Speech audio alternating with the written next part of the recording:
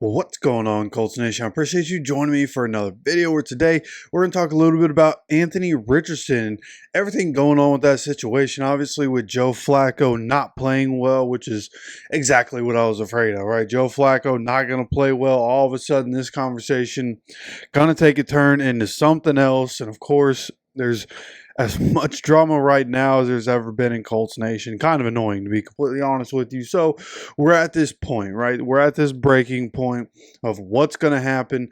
Should Anthony play? And of course, my point all along has never been, Joe gives us the best chance to win. It's about Anthony Richardson and about Anthony Richardson needing to grow, needing to mature, needing to learn how to lead, right? And those are the kinds of things he can learn from Joe. Those are the kinds of things that he can sit back and he can really watch. He can really learn those types of things. And one thing that gives me hope for the future, right, in that when I said this was the right decision to bench him, like it seems like it's already working for what we need him to work on.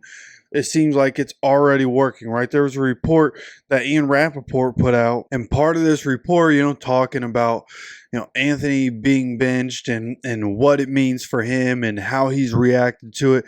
And this was something that came out of that story. And it says, while this past week was no doubt brutal for him, the Colts have already seen signs in practice based on his preparation and attention to detail that he's begun doing things differently, that he's been preparing like a starter must. Quote, it lit a fire under him is how one source termed the benching. If that's the case, that's a great outcome for the Colts. Many members of the organization still hold out hope Richardson can be the player Indianapolis drafted him to be with the number 4 overall pick in the 2023 draft. So here we are, just a week removed of him getting benched, and it lit a fire on him. He's preparing like a starter. Like it's the small things that matter, right? And I think the conversation that Ballard and Steichen had with him was probably a lot about his leadership and his preparation and how he gets himself ready.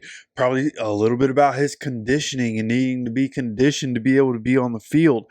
You know what I mean? Like there's just not going to be another time where it's okay for him to pull himself out of the game. It's just not going to happen that way. Like he can't do that. You were the quarterback. You're not allowed to call yourself out of the game. You're just not. Okay? You want to compare yourself to Lamar Jackson in some ways? Lamar Jackson runs the ball 16 times for 112 yards and doesn't come out of the game ever. Why? Because he's the quarterback. It's simple, and there are a lot of Colts fans that just don't get it. You go on Twitter, man, the amount of people that just don't understand the situation is mind-boggling, and they act like one thing about Shane Steichen, great at coach speak. Okay, we'll say all the right things, right?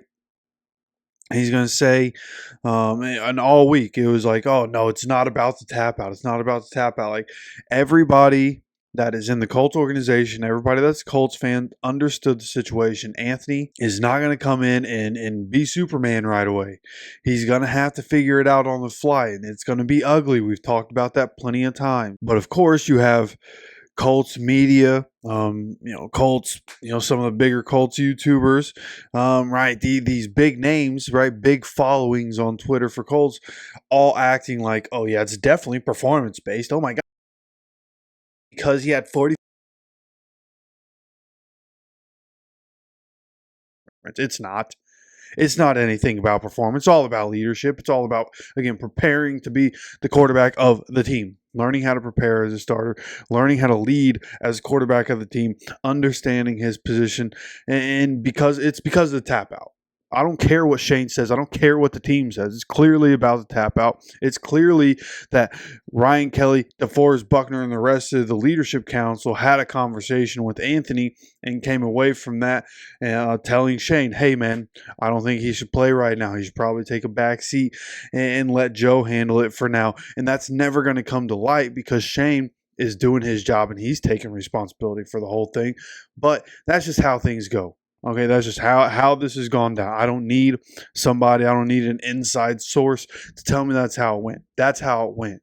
Okay, it's not because Anthony was performing badly. That's the reason he got benched. It's just not. And it's naive to sit here and say that it is. And it's honestly irresponsible for all the media and the bigger YouTubers and the people on Twitter with bigger followings, like, to continue to perpetuate this lie, because that's not what it was, right? Let's just have a little common sense here.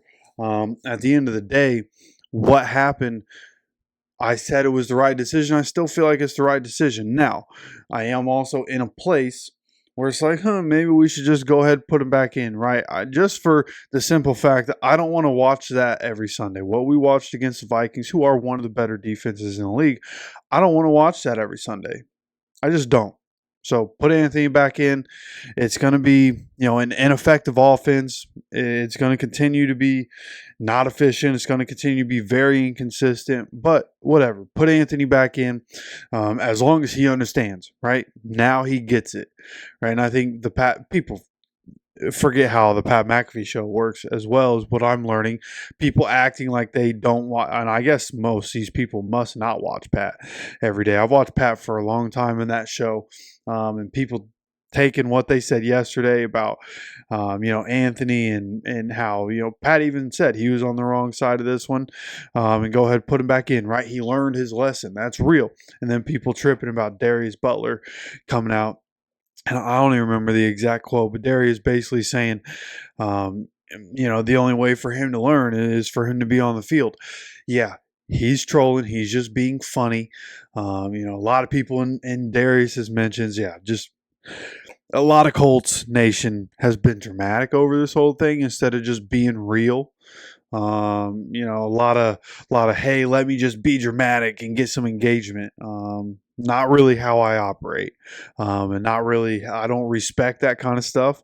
You know what I mean? It's like, just come out and be real. And being real in this situation is telling you that I thought it was the right decision to bench Anthony. There are some things he needs to figure out. And if we've already seen a shift from him, and if he understands now that he's the quarterback of the team and he has to carry himself differently and he's going to be held to a different standard than anybody else on the team, then I think you go ahead, you put him back in, you continue to go through the ebbs and flows of him as a starting quarterback. Now, Shane did say Flacco will be the starter going forward, so that's its own issue. Shane needs to figure it out, and Shane, at some point, like, how does the head coach hold himself accountable, right? I want him to stay the head coach, so I don't want him to be held accountable in the sense that he needs to be fired.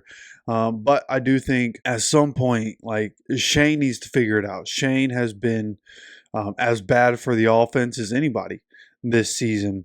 So, performance-wise, it's not all on Anthony. I've been pretty clear about that front, and I'm going to continue to echo that sentiment. The performance by the offense is not completely on Anthony. I mean, realistically, we just saw in the Vikings game, A.D. Mitchell toe taps on the sideline on a much more difficult catch than the pass from AR into the end zone. If A.D. toe taps for AR, where none of this is a conversation. We win against the Texans, completely different conversation. AR still a starting quarterback. AD, I'm pretty sure hates AR. I'm not sure why. Pretty sure he hates AR. If he just toe taps for his quarterback when he had about 3 feet on the sideline to do so, this whole conversation's avoided. So there's a lot that goes into this. I'm just trying to throw out the realistic side of this. Not everybody's going to agree with me. There are going to be people that didn't make it to this part of the video because they're butthurt about what I said about Colts fans and Colts media, and that's just the way it is. Like I said, I'm just going to be realistic throughout this whole thing. I feel like I've had a good take on this. I feel like I've had a good rational take on this whole thing, and people just aren't going to want to hear it. You know what I mean? But nonetheless, I do have more thoughts on the whole situation. I've had some time to think about this stuff, so there's a lot to say. Gonna have more videos hopefully today. If not, just make sure you subscribe with notifications on. Gonna continue pumping out content as I can. Of course, going back to work, I had to take about a month off of my day job because back-to-back hurricanes kind of messed a lot of stuff up. And now that I'm back at work, we were finally able to open again, putting in a bunch of hours, right? I got bills to pay, got to keep the roof over my head, food on the table, that sort of stuff. So gonna get you guys as much content as possible, but it's gonna be a very busy week for me. When I'm again, just make sure you subscribe, have notifications on. Going to get content to you guys as soon as I possibly can. Of course, I appreciate you stopping by for another video. As always, take care of yourself, take care of each other, and go Colts.